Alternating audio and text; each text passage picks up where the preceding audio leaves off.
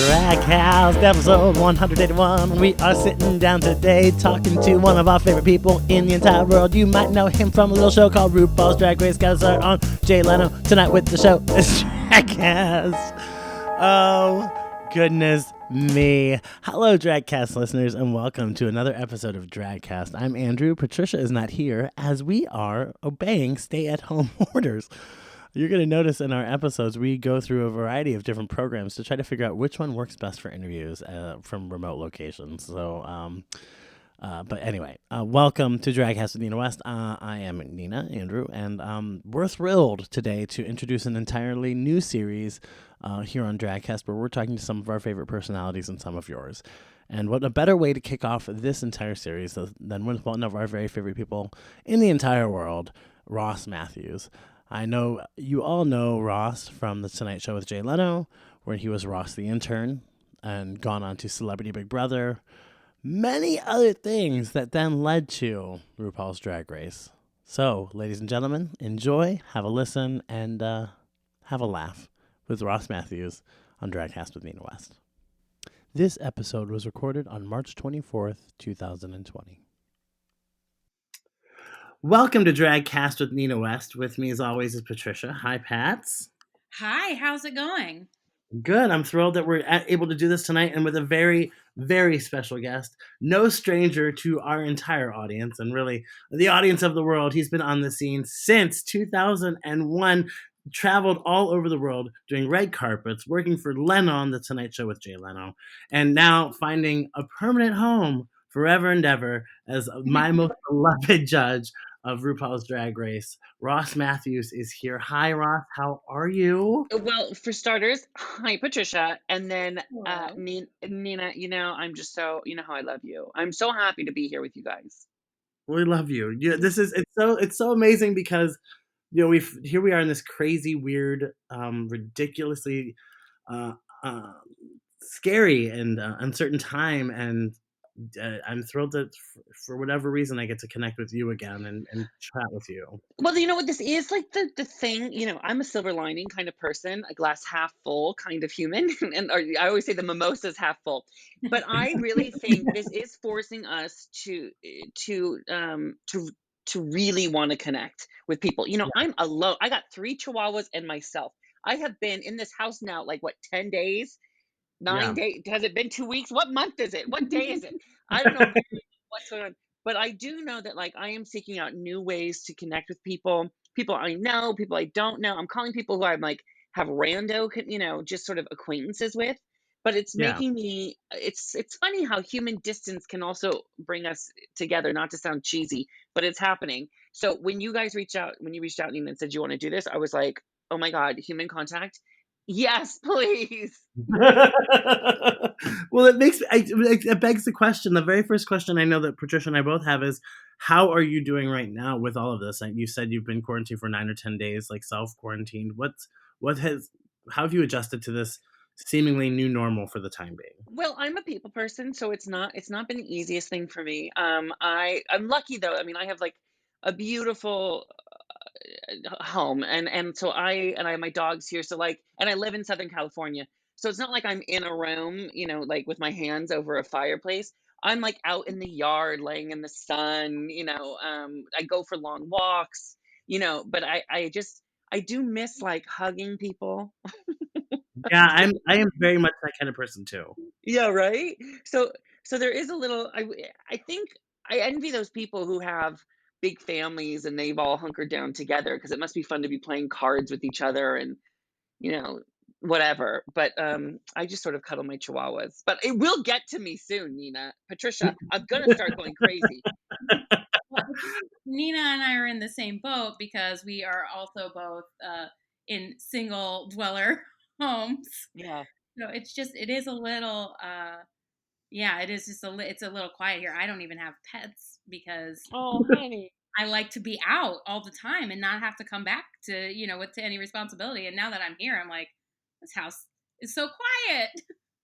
I know. And what do you do? And I read something about how they think in 9 months there's going to be all these babies being born because so many people Oh, are having God. sex. And I was like, well, I'll be honest with you. I'm alone, and I think I'm having more sex than I. Oh, you're fertile Myrtle. Oh. I know. Well, I mean, what are you gonna do? I'm trying to pass the time. I actually started like I've watched everything I want to watch. If I haven't watched it by now, it's because I don't want to. So now I'm just going back to rewatch movies. I just watched Terms of Endearment again the other day. I think because I wanted to feel something. It made me cry, and I was like, "Oh, there's an emotion. Let's get it out." What? So wait. So tell me, was there anything you went to first? What was your go-to binge, like in the Well, first few days? Well, I did, of course, I Love Is Blind, and then I was just doing 90 Day Fiance. I still believe in love, and then after those shows, I had to remind myself that love still existed. So I watched like the first Sex in the City movie, and I do. If kids haven't watched Terms of Endearment, you have to watch this movie. Shirley MacLaine won an Oscar for it, but it is so good. And if you don't cry at that movie, you don't have feelings. I think sometimes it's good when like there's so much going on. Like I don't want to cry about what's going on in the world right now because that would freak me out. So if I can find something that will make me cry because it's a movie or a book or something, Mhm. I get those feelings out of me, you know? Yeah. That was it's interesting because we all are kind of coping in our own weird different ways, but it's Yeah, also similar. It's this alone together that hashtag that has kind of made itself apparent through all of this hashtag alone together. totally. The Um other thing I'm doing, Nina, is I can't stop eating. So I'm trying to like go. I walked 4 miles today because I was just like, I have to move. So I'm trying to make good choices. I have chicken stock simmering on the stove. I'm making my own chicken stock. I'm gonna freeze it. I don't know what the hell I'm gonna do with it, but I'm making it. well And that's because, I it's don't know what because I turn into like Caroline Ingalls, like the mother of Little House on the Prairie. I'm just cooking all day, every day. this is okay. So this is what I love about you. So in your new book, which is amazing, name drop. Thank you. You have, oh my god, I'm in love with it. We were lucky enough. Patricia and I were lucky enough to come see you on tour when you came to Columbus for the name Yes. drop book tour, and you did an excerpt where you gave us a story of one of the chapters. But when you mentioned food, it's so wonderful because in this book you have a cocktail recipe at the beginning of each chapter, and then you have a food recipe, which is so delightful, including your world famous 7-layer dip. Yes. I Your do. Well, I mean, I wish you could have been there when I pitched the book to the publisher. I said, I have all these stories, these really good celebrity stories. I usually only tell my friends at happy hour. So I want to tell those stories. And the publisher said, great. And I go, yeah, yeah, okay. And I want it to be a cookbook because it's all based around happy hour. I cook every day. So I want to make original Rossipes, so people can actually experience love happy hour. philosophy. So my publisher goes, okay. And I go, oh, wait, wait, wait. I also want there to be like a coloring book. I want to have illustrations so everyone can color and everything. And it was like, anything else, Ross? What else do you want to add to this book? But when you have one bestseller, my first book, Man Up, was a bestseller. Yeah. I think they let you do whatever you want. So I just thought, let me throw everything into this book, and it's been such a joy. It was such a joy to before everything changed when we could still touch people to go out on the road. I had this 30-city tour planned. I did 23 of them before we had to postpone the last 7. They're still coming. But it was, and I'm so glad you came out to see me in Columbus. It was one of the joys of my life doing the first part of this tour, just going out and meeting people across the country and even Canada, and touching them and hugging them and thanking them for this career. You say I've been on TV since 2001. It's going to be 19 years in December that I've been on television. And so I just wanted to thank people because they're the reason I'm there. Isn't that nuts, Ross? Because when you look at your career, and you always knowing what I know, you've always wanted to do this. You wanted to be a talk show host, right? And Yeah. how you get here at this massive level. What do you think you are just on another level. And I remember watching you on Leno. Patricia and I were talking about that as we were getting ready for this, like falling in love with Ross the intern. Yeah. How did we get here? Well, What do you think was the pivotal moment for you getting to even that first stage of Ross, the okay. intern? Well, so it's so funny because there are different stages of my career that people know. So people like kids listening to this who are Drag Race fans may not really know that I started on the Tonight Show with Jay Leno back in 2001. I was literally an intern working behind the scenes. I grew up in a little farm town. I left like 30 seconds after I graduated high school to go to college outside of LA. And in my senior year in college, I got this internship and I worked for free and I worked really hard at Leno. And I love television and I wanted to know every part of how it was put together. So I asked to meet with the guy who pulled the cord that opened the curtain. I asked to meet with Yeah. the lighting people. I asked to meet with a writer and a producer and what's the different, what is it, what does every piece of the puzzle do? And so then one day someone dropped out of covering an event and one of the writers I had met with said, "You know who's funny? Is that Ross in the hallway." And so I got on Leno and at first they were making fun of me and I knew it. And I thought, I've got to get them to, they're going to laugh with me. They're going to laugh at me at first, but I've got to get them to laugh with me by the end of the segment. And I did Leno for 14 years and it was a struggle every single segment through those 14 years because there was nobody like me on television. There had never Right. been anyone like me on television. So the audience thought, oh God, this guy's a joke. But then by the end of the segment, they'd be like, you know what? He was, he made everyone else the joke, And so I had to just earn that every single time. You were And that endearing. was always the struggle in the early days was trying to earn legitimacy. Like, I'm not the joke. I'm part of the joke. Don't laugh at me, laugh with me. And That was then one of mhm, you were so endearing to me. Sorry, I'm sorry to interrupt, but like I mhm, was so comfortable for me being queer and so gay and yeah. effeminate and not seeing myself really anywhere. This is during the time period where Queer as Folk was kind of making its appearance or had just been around for a little bit, at least the US version. Like Ellen had already come out, right? But it Queer as wasn't. Folk starring a bunch of straight men. Just side Yeah, note, but by the way. yeah, a bunch of straight men who like there wasn't any representation of like me, and you were that, and I was like, I think I know him. That's me, like Yes. that, And I like wouldn't let us be the joke. You know what I'm saying? It was important to yes, me that we could be funny. We can all laugh at ourselves. I can laugh at myself, but I'm a human being at the end of the day. And I really had to fight that fight, Nina, every single time I did a segment. And went out there. I mean, the producers had my back, everyone did, but the audience, we got it. We had to prove that. So the first, 10 years of being on television was just trying to like earn a last name. Everyone called me Ross the intern and oh let god, people that's know great. I wasn't a gimmick, not a gimmick. And so I think it was getting on E that really changed those things. And I had to leap a little bit from Leno. And I'm so lucky I got an E on Chelsea Lately and all the red carpets. And that's really sort of established me as not being a gimmick, but as someone that was going to be around, for a bit. And then of course RuPaul's Drag Race, and that has just changed everything. It changed the whole game, but really, what it's when I looked through, I was reading your book, and one thing that really kind of got me that I didn't know was your Barbara Walters story. That kind of really it just made me. I choked up reading it, knowing what Yeah. it meant to you, knowing what that kind of interaction means when like you'd said you'd written a whole paper about Barbara Walters, and you had this experience that was less than pleasant. Well, But let me tell you this. Let me tell you, the majority of the people, I want this to be clear. The majority of people I've been able to meet in show business, the people who I've idolized, who I watched in my farm town and dreamt of meeting, the majority of them have exceeded my expectations. Okay. yeah, There's been yeah. a couple times, just a few times, when they have broken my heart. And Barbara Walters was one of those people and one of those times. And the stories, I mean, I'm happy to talk about any of it, but the story, it's a two-part chapter or two Mhm. chapter story in the book. And I wanted to put it in there because it is one of those heartbreaking moments that I had to come to terms with in order not to like completely fall apart on live television. Well, I think yeah, like what you say, what you say in the book is that you said, yeah, I've got to get through this, and if I can get through this, right, there was like this is just another obstacle, and I'm not going to let this get me. This is the part of the test. Yes, and I do, and so I try to come to peace with Barbara by the end of the story. And what I say is, she taught me that nothing can ruffle me on live TV. If I can handle Barbara Walters being horrible to me, um, right before going live on TV and not having my back on live TV, that I can handle anything that comes my way. And I promise you that I have. I've been on, I've done hours, hundreds of hours of live television, and you have to handle a lot that comes your way. And I really credit Barbara for teaching me that. So that's But how I made peace with her.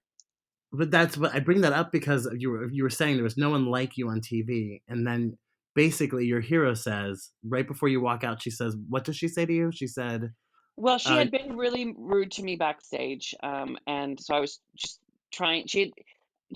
I had been a guest on The View, and she invited me to be back on air. She said, "Come back and co-host one day." And then when I did come back, she was very rude to me backstage.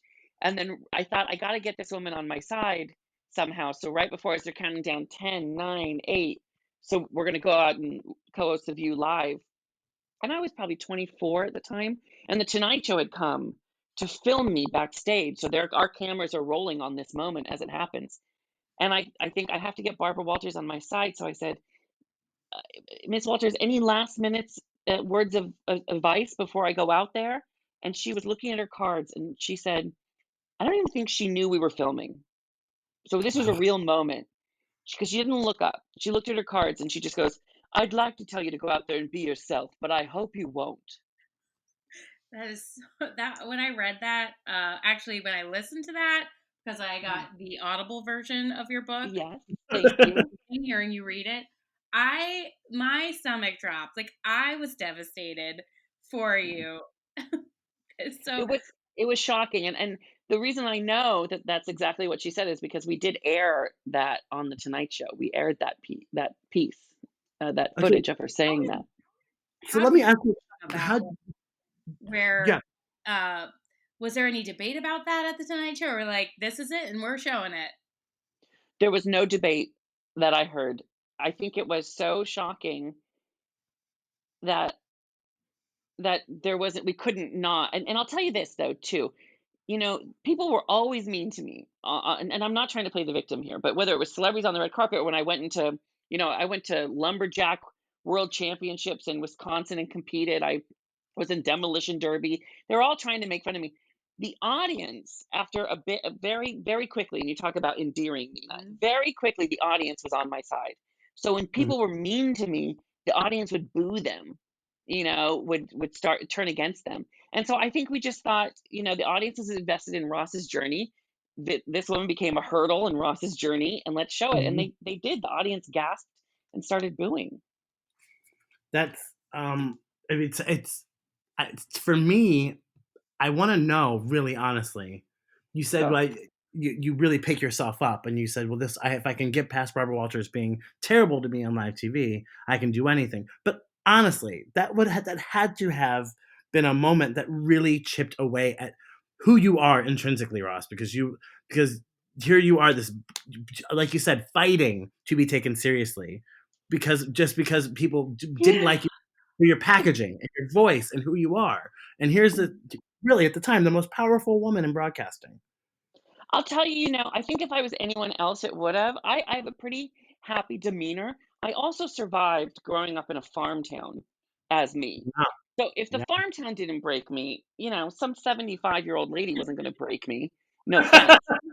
So I just was sort of like, I put people in columns. There's either kind, supportive people who lift you up, or there are dark people who try to bring you down. And I was just like, oh man, she's one of them. Ugh, next. That's what it felt like. Yeah, yeah, okay. That's amazing. I would find that to be breaking. Now, in name drop, you've made it an art form, really. You have in your book, you have just made it an art form to drop the name. It's just so delicious and delightful. And you Thank start you. off in your first chapter with Gaga, and then Yes. you just go further. One of my favorites is Rosie O'Donnell, and Mm, I think you and I have the same kind of story. I would schedule my college classes around Rosie to rush home to watch Rosie. yeah. High school, it was a representation of queer. There was Broadway musicals on TV. She was throwing cush balls at the screen. She has been everything to you, correct? Yeah, well, and people, if you don't, the public has a very different Rosie O'Donnell now. Rosie has become hyper political and unafraid of sharing her opinion. I love this Rosie. I love the version that we had of Rosie during her show as well. I love Mhm. them both. I think they're both Yeah. true. They both exist. But when we just had the talk show host Rosie, what we had then was this person who was plus size, who was Mhm. obsessed with pop culture, who was dorking out about meeting celebrities. She was us. She Yeah. was us. And then, Absolutely. she wasn't out yet, but we all kind of got this queer sensibility from her, from Yeah. like you say, Broadway. So it did feel like having a kiki with our friend. The show was so gay. Looking back at it now, I just Yeah. felt in my gut like, oh my god, I'm gonna be friends with her. And I know that sounds crazy because I feel like everybody who watched had that same feeling. And I Yeah. remember thinking, like, my friends would say it too, and I'd be like, uh-huh. But deep down, I'd be like, no, you're not. I am. And then I did get to meet her. You know, she wrote about me on her blog, and then she asked me to come backstage at Leno, and we formed this real friendship. I mean, I was texting with her 3 days ago, where she's been Ooh. so excuse me, she's Sorry. been so kind and instrumental in me finding my way. Rosie said one time to me, she said, "Ross, you are very good at being you. So Mm. just keep doing that." Isn't that great That advice? that would have. I mean, I would have melted hearing that from Rosie. Are you Yeah, kidding? yeah. And she painted a painting for me. Isn't that She cute? did she? Yeah, I still have it. I should post Okay, it. I never please posted it do. before. Post it. Oh my god, please post it. She just did that incredible, like, huge successful, fundraiser for Actors Fund and Broadway Cares, and Yeah, to see how hundreds of thousands of dollars she's raised for, yeah, and these are not just for actors. These are for the people who work, the ushers, the people that work in the theater, the lighting people, the mm, people who don't have an extra buck in the bank to get through this. So it's wonderful that she did that. and she made you sleep with a Republican. That is the story that I tell in the book, you know. And Rosie did not know that story. So I said, "Can I write anything?" And she goes, "I trust you, honey. You write whatever you want." So I sent her the book, and I know she didn't read the View chapters because I think that's a little touchy for her. But she did Yeah. read her chapter, and she said, "Well done, kid. Well done." Do you think there was a lesson that you picked up from her along the way that you've learned that anything that you would share? Well, what I love about Rosie is I love that she has this kind heart. You know, when you see her Mhm. go through public, you know, some people are abrasive and annoying and whatnot. That when you're that kind of star level, you get a lot. You know, she'll get people yelling political things at her. But she's also when someone brings in like a fruit tray into a room, she'll go, "What's your name? When were you born? Where are you from? Really, were your parents around?" And she'll get their whole story. She's just interested in people. And what I also love about Rosie is something that I would love to emulate is when you talk about these different versions of her, they're all part of her. But Yeah. she's never allowed herself to be put in a box. You know, she was a stand-up Mhm. comic, then she was an actress, then she was said, "I want to do talk show host," and now she's like this political activist. I love Mhm. the idea, and I think Rue is very good at this too. RuPaul, you never Mhm. know what Rue can do next. Rue just did a scripted show for Netflix, tried a talk show, doing Drag Race, doing albums. I don't know. I would love to think that I could do anything too. I love the idea of that. You can do anything. Why not? But don't you think you do? I mean, you've gone from, again, Leno to, like, another thing, Celebrity Big Brother. You have got you I mean, seriously, like, you have done these things that are otherwise a lot of people just couldn't handle, right? And being pushed onto the main stage of Drag Race and not only submitting an opinion about other performers and entertainers, but doing it with such a massively, like, warm and gentle way that makes sure that the contestant knows this is coming from a place of love. This is an honest critique, not a hard blow to kill your ego or self. Like, Yeah. you really have Well, this thanks. vast ability here, and don't sell yourself short. You can do anything, girl. Thank you. I know. Thank you so much. You know, when it's it feels different. You can see other people so clearly, but Hmm. sometimes you can't. You Mhm. can only see yourself through other people's vision of you. It's like that new Demi Lovato song, right? She's got a black belt in beating up herself, you know? I Yes. feel like we all struggle with that. Like I can see the potential in everybody else, but when it comes to you, I feel just lazy and like I haven't done anything close to my potential yet. I wonder if that'll ever change. Oh, Insane. Just like Mhm. even like, I mean, all that we know about you, but even just like going through your book and all the life experiences that you've had and that like all of the people that you met, most of them were not like a happenstance. I mean, even when it's a happenstance, it's like about the life you were building and you get to meet all these Hmm. people. And like you turn like with Rosie, you've turned some of these into like real genuine friendships. Yeah, I know that's the that's best part about writing a book is even when you're writing it, you don't see it, you don't feel it, but when you step back and look at it, I write about being at the Republican conventions, Democratic conventions, all the kind of different things I've covered, the people I've interviewed. And when I step back and look at it, I think, okay, all right, there's a path behind you. You've done some things. That is a good feeling when you get to do that. Well, I want to also get to just Drag Race and how that came about. How did you? We did take some listener questions, so I'm going to be peppering those Ooh, in along the way. So that was good. one of our listeners' questions: is how did you get hired by Rue? How did you make the transition to Drag Race? It's so weird, Nina. Let me tell you. So I love this show, Patricia too. I love this show so much, and I would just watch and I would talk at the television since season one. And then they asked me, "Would you come be a guest judge on I think season three, right?" And so I went on, and I was like, "Oh my god, fun, fun, fun!" And then they like in season six, they're like, "You want to come back?" I was like, "A repeat? This never happened." So I was like, "Fun." So I talk, talk, talk, talk, talk. And then they just said, "Do you want to come back for season seven?" I was like, "Again?" And they're like, "Well, for like a few, like a bunch of episodes." And I was just like, "Okay." And then they sent like it was like, "Oh, Ross is now a judge." There was like we took a picture with Carson, and that picture went out, and I was like, "Wait, am I like an official judge?" And they were like, "Yeah, you want to be?" And I was like, "Yeah, what?" And there was Oh never my really, God. there was no like offer or like negotiation or showbiz where it works like we'd like to bring you in and test with Rue and Michelle and Carson and see how it fits. That never happened. I didn't even realize what was happening, and I was just so like thrilled. And I know that's like the worst story ever because maybe it's the best story ever. I can't decide, No. Yeah. but it just was so natural, and I just never left. Well, I have all these questions. Like, what are some of your favorite moments backstage? Like, have you witnessed any contestant meltdowns or Oh. things that have happened well in the past that you're free to talk about now? And were there moments during the Drag Race filming that you said, "Holy shit, I can't believe this is happening right now"? Well, I'll tell you, and I'll pull the curtain back a little bit so people know what the filming process is like. There really are like kind of three sound stages. There's the runway area, there's an area where we do challenges, and then there's the area where the workroom is, right? Yeah.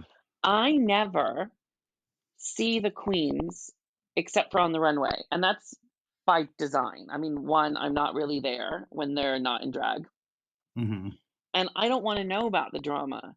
So, I mean, for an example, I remember watching season what, seven, I guess, and being like, "Wait, Pearl is hot." I didn't even know. I didn't even know what these queens look like out of drag. I don't see them out of drag until I watch the show. So I just, and that's because I want to judge what's on the runway. Are they making an impact with what they do on the runway? And that's the only thing I can judge. And so, do I see the meltdowns? No, not until they're on TV. I just see what they bring to that runway. And I think it's important to judge that way. But even those big moments on the runway, even those big lip sync moments or Oh stuff my that might, God. like, your favorite lip sync moment, what would it be? Oh my God. I mean, I've said my favorite lip sync moment is coming up in either 12 or All Stars 5. I'll wait for everyone to see that. But Really? I think so. I hope it, what you see when you're in person sometimes can translate differently to television, but it's just how I feel. I just remember being shocked by what I saw. That's Um, amazing. Can't. I mean, there's so many, Nina, there are so many epic moments. Throw some out to me and I can tell you my reactions. Oh, let's see. Oh my gosh. The oh my god. What did you think with the double win on All Stars? What was your reaction to that? Complete shock. They never tell me, and wisely, they don't tell me who the guest celebrity judges are going to be, and they never tell me who's going to win because I would think if I had a differing opinion or something, I would argue till the end, or I don't know why they don't tell me. But I've never disagreed with the winner, but they don't tell me. So I was at home thinking, oh, who's going to win? And they'll be like, what I couldn't believe it. I mean, who saw that coming? Nobody. But what's so great is at the end of the day, and Nina knows this too. These people are people who are being. I'm talking about the queens. they're being pushed to the edge of what is humanly possible in terms of the stressfulness of this competition, what is asked of them, their emotional state, all of this. And when it gets to that point to lip sync for their lives, they're fighting for their survival. You're in Yeah. this bubble. And the look in these people's eyes are so intense. It feels like, I know it's not life and death, but it feels like survival mode at that point. And it just makes it that much more intense. I wish everyone who watches on television could experience it in the room just once. It's even more intense in the room. Yeah, it is like there is a very difficult way to explain it because it is palpable Hmm. how much you can feel the tension and the investment. And partially because, as a contestant, I can speak to the fact that, like you said, we are in a bubble. We have Yeah. really very little idea of what's happening outside in the world. We have very little contact, if any at all, with anybody else. Our contact is with the three judges and the special guest judge that might come back during Untucked, and the other teammates that are still the contestants that are still there, and Hmm. in some PA or a talent handler or a producer. It's and you're not really talking. You're not having full on conversations. So your whole world becomes this competition. It's hardcore. Can we talk about, Nina, the first time you and I ever officially, well, not that we met, but we first ever saw each other, the first time we walked out on the runway on your season? I remember walking out and being so nervous and just trying to make eye contact with you. Uh-huh. And you walked out and rounded the corner, and I was like, "Oh, well, no, that's there. I mean, this is someone who I would be friends with, right?" And so and I felt like right away, like your eyes locked to mine, and I locked to you, and I was just like, "Hi." Yeah, I felt like I was just like crying out for like, "Where's Ross? Where's Ross? There he is. Hello." And there And were times, we didn't know each other, but I felt like every single time I was just like, "Hi." I was trying to look at you like, "You okay? I'm yes, rooting for you over here." yeah, it was every time. Like there was this really weird like behind the scenes check in moment. You would always look at me Hmm. and like you'd quickly look away, but then you'd look back to make sure you would give me a wink and be like, "It's okay." Like it felt there was this almost like brotherly, maternal, like it was just this very like I just knew regardless of what happened, it was gonna be okay. You know what I mean? Like it just you could Well, you gave me that. good. And there are certain. I think anybody who gets to go on that platform wins because you're going to have a career after it, right? Even if it's one episode, you're going to have a career. But there are some people I just know who are going to be beloved and who are not going to just have careers, but who are going to excel and become stars. And you were one of those people. I thought whether she wins this competition or not, this is a star being made. People are going to be falling in love with this person, and I'm just so happy for the world at large to get to Well, know you. you know what's so funny is I heard this little soundbite where you had said that you thought I should have won the competition. I heard that You mean too. the whole season? Yeah. I said, well, I mean, I wouldn't have been angry. It's not that. Listen, I never questioned the final decision. I think I No, don't disagree with the final winner from a finale, right? In those moments, and right. it all comes down to the finale. But I would not have been sad to see you win. I think you're amazing. I love you. I was just kidding. I listen. I'm gonna make a recipe right now. What are you gonna make? I don't know. I haven't decided yet. I was gonna. What's the one before the Kardashian Jenner chapter? Oh, What is that's it? Kardashians with the kick. You know what I really recommend is I recommend My Artichoke Heart Will Go On from Celine Dion, or I recommend the Faye Dunaway story has Edamame Dearest. That's delicious. That's really funny.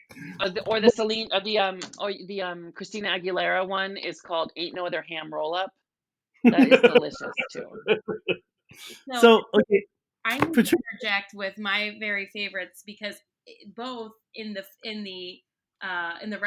recipe itself and also the puns. It's the Elizabeth Taylor ones. Oh Who's God. afraid of gin and vermouth? And of course, cheese has always brought me luck.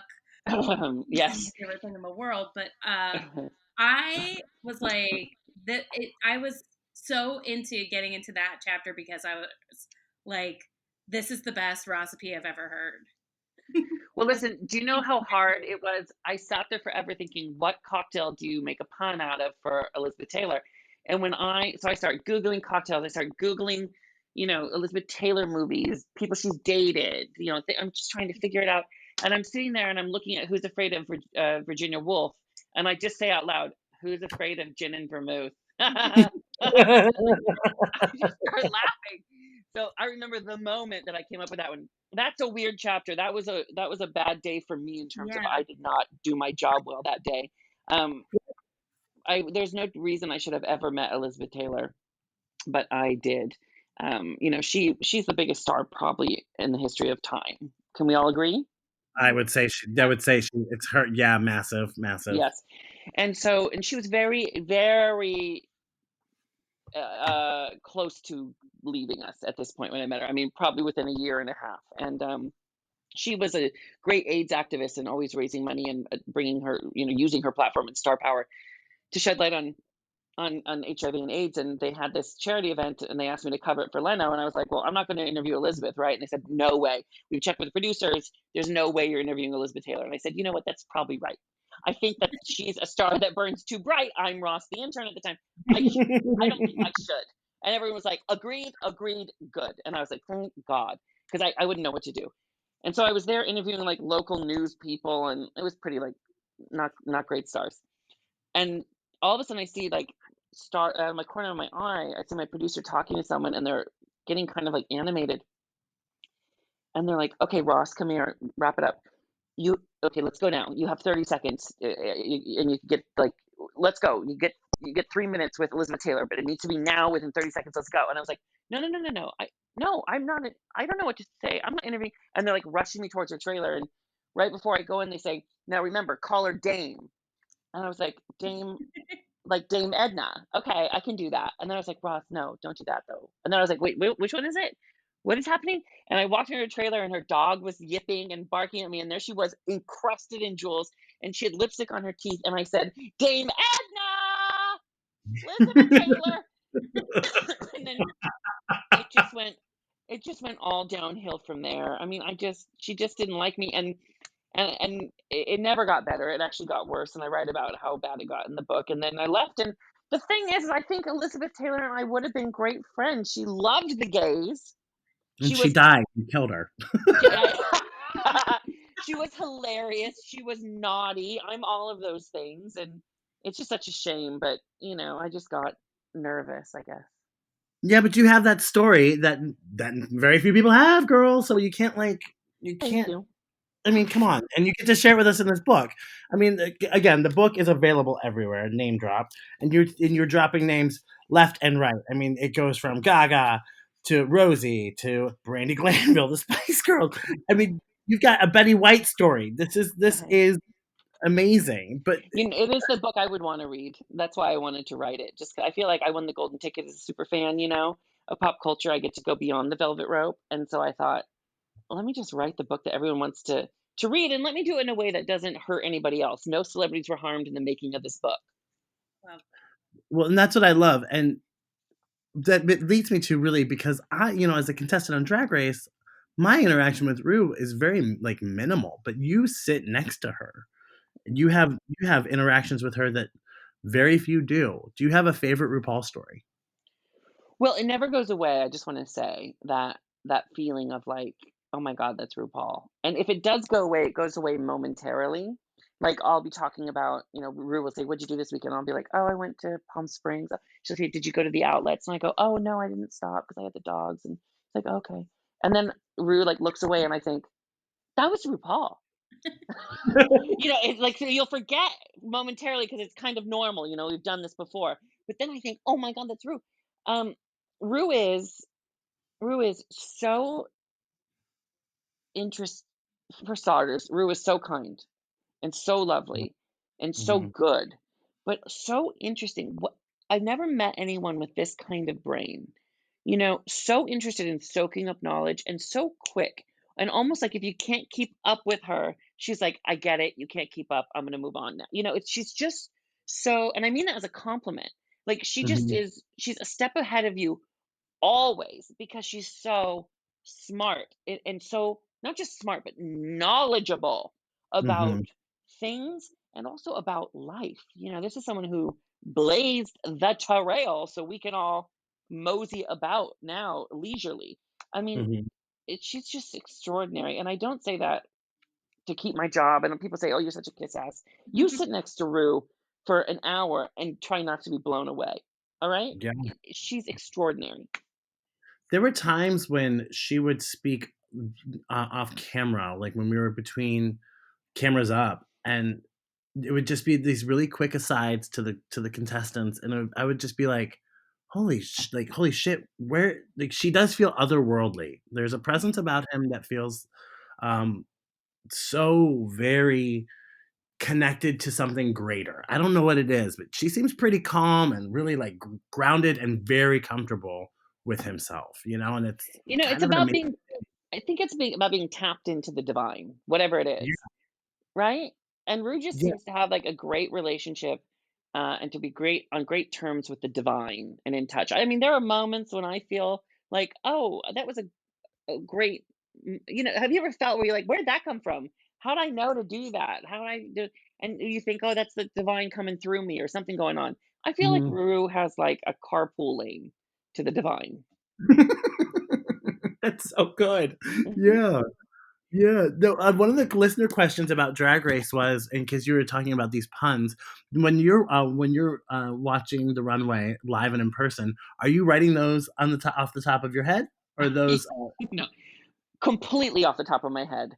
And I'm just trying to make Rue, Michelle, and Carson laugh. That's all we're all trying to do. And so they're just all of us are completely off the top of our head, and we just kind of throw them out. And they're not. I, they're not all great. The editors pick the really good ones. I will say that. So we can't be afraid to throw one out. And sometimes you'll throw it out and it'll land. You'll go, sorry guys, that was crap. But they clean it up for us. But yeah, and that's the number one question I get is, do you write those beforehand? I don't know when we would write them. Yeah, it's We all do happening. that. It's all happening right there. So, you're obviously the show and you are having such an impact because most of our listener want to know about what it's like to be a judge on Drag Race. So, if you'll indulge them, I have a few Of questions course. that I think I would also like to know. One of our listeners wrote, "Is there an outfit that's been so horrible that you didn't know what to say?" No, I mean, listen, I'll take a horrible outfit over a boring outfit any day. When we have no jokes is when someone comes out in a pretty dress, right? Yeah. I got nothing to say. Like there's a line in an Ani DeFranco song like um pretty what is it? Untouchable Pig? It's something about how pretty is nice, but it's boring. It I'd gets rather boring. see something new. Yeah. You know what I'm saying, right? Yeah. What do you have it? The line? It's pretty is nice, but I'd rather see something new. I can't remember what song it's from.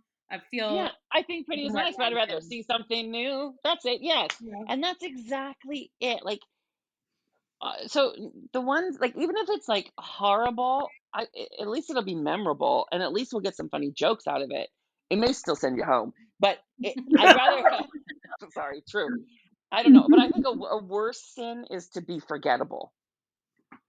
So when I came out in that orange dress, the very first episode of season 11, what did you think? Well, I thought, okay, that's bright, and then I thought, well, to be quite frank with you, like I didn't care what you were wearing. You had some beautiful looks, and especially now, when I see you on Instagram, I'm like, look at this bitch. Look at what she is wearing. But when I just turned to you to be the light that you are. Some queens you look to for a fashion moment. I turned to Yeah, you to be a bright light, and I thought thank you. you looked beautiful a lot. But really, it was about. That's a compliment. I love you. I can't wait till this is over so I can take you for a drink. What were the other questions, Pat? Well, one listener wanted to know, will you be appearing on season 13 perhaps as a contestant? And have you ever What? been tempted to do some drag? I Let me tell you, I don't come to the judges table as someone who says I could win this competition. I don't think. I think these queens are better than me. How I come to the judges table is as a super fan of drag, right? Hmm. I love nothing more than going to a drag show. I have been to thousands. I do my drag brunches. I judge thinking about what would get these kids to jump up in the club and freak out, right? Mhm. And that's what I come to this table as a super fan, not as somebody who says they can do it. So no, I will not be competing on season 13 unless I do not think you will be seeing me all up in the drags I coming thought up. you had some inside scoop that I wasn't aware of. Now No, that does lead me to the question though: have you ever done drag? And if you have, what is your drag name? so I've done like characters like on in sketches on my show Hello Ross. I did like the Long Right. Island medium. I called her I called myself the extra large medium. It's funny, but I've done all sorts of character things. I've never done like I don't have a drag persona or a name necessarily. I always have one like, oh, that'll be it, but I haven't settled on one yet. Well, you have to have like I mean, I'm sure you've got all these punny ones that are probably like epically wonderful. I We accept. mean, yes, I would probably be punny, or I'd be something really chic, like like cliche, or like I love those kind of names too, that really sound like kind of like Southern belle kind of Oh, cliche. Oh, cliche. cliche.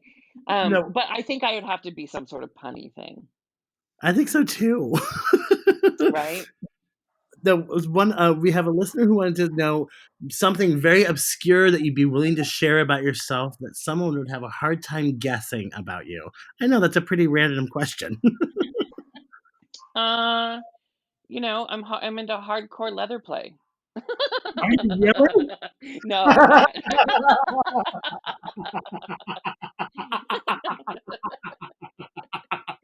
What? Okay, that just caught me really off guard. No, I don't know. I'm sort of an open book. And hold on, my chihuahuas are barking at something. Hey, kids, quiet. Sorry. I bet the ball gag is being delivered from Amazon Prime as we speak. Oh, my new harness is here. Yay!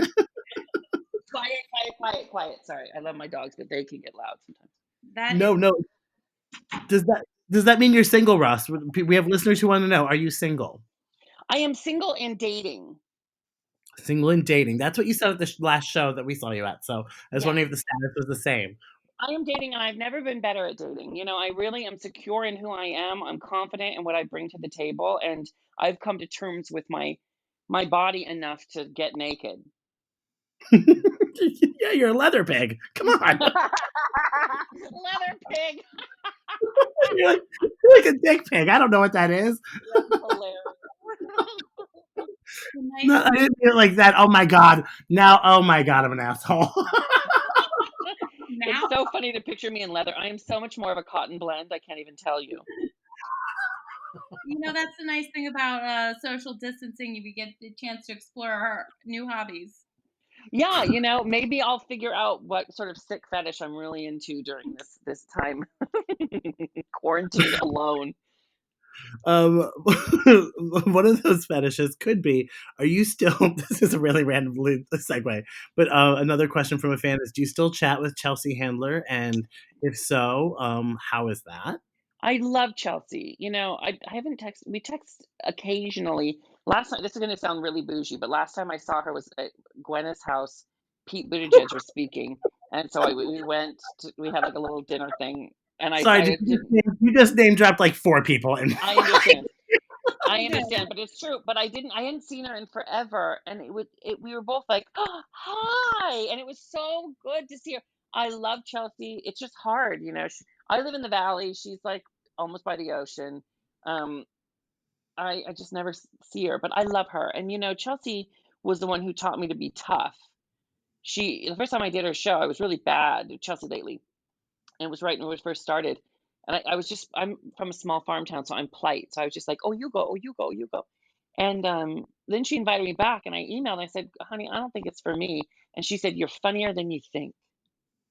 And so I got in there, and I just started throwing elbows, trying to get my Mhm. POV in there. And then, and she whispered to me one day, she said, after we went, she goes, we'll be right back, went to commercial. And she said, somebody's coming into his own, like that. Oh. I love her. What do you think the best advice that you've been around giants and brilliance, and what do you think the best advice that you still probably adhere to, or at least hear in the back of your head? What is that? It certainly comes from Jay Leno, who told me in the early days, he said, show up early, stay late, and be nice to everyone. Mm. And so Can I do that, and that's gotten me really far. The other bit of advice I got was from a random person, like a producer I wasn't very close with. Um, and it was in the very early days, and when I was first starting, and he said, if you can get a job being yourself, you'll be employed for the rest of your life. Wow. Whoa, right? That's whoa. Yeah, and so if you look at my career, I kind of did that. Successfully. Yeah, completely. Yeah. Now, another listener question is, if you had to pick a Chris, which Chris? Which Chris? I would. Oh God. I like that. If I had to do a Chris, I would do a Chris Hemsworth, so I could get closer to that Liam. That is the right answer.